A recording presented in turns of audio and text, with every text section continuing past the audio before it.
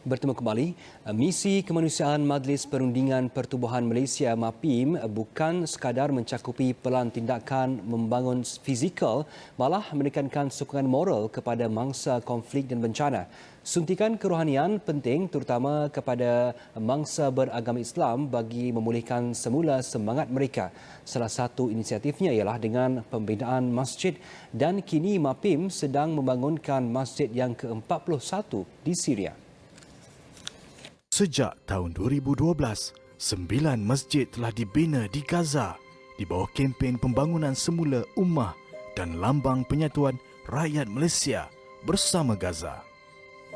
Antaranya adalah Masjid Nur Rozmi, Al-Hikmah, Masjid Amir Yasir, Masjid At-Taqwa dan An-Nasir yang dibaik pulih dalam tempoh 9 bulan.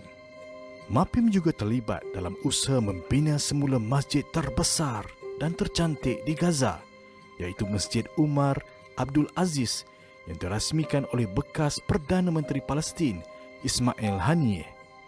Malangnya, masjid ini telah musnah hampir keseluruhannya akibat dibedil tentera Zionis pada tahun 2014.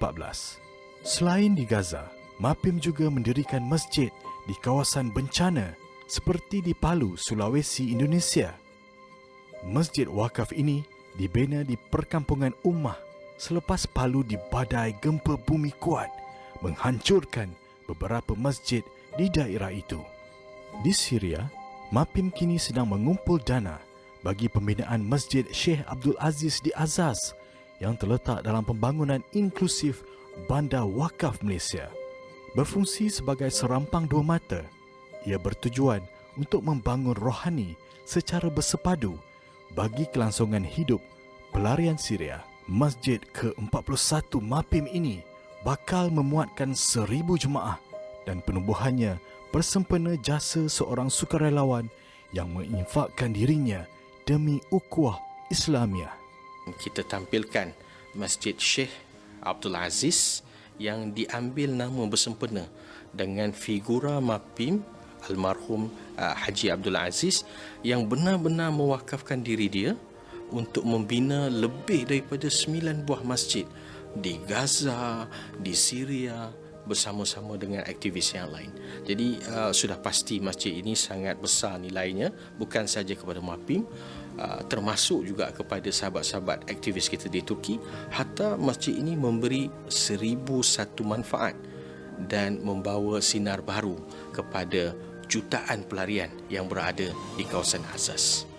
Masjid ini juga bakal berperanan sebagai pusat latihan pelapis mu'alim yang akan dilatih selama 6 hingga 8 bulan.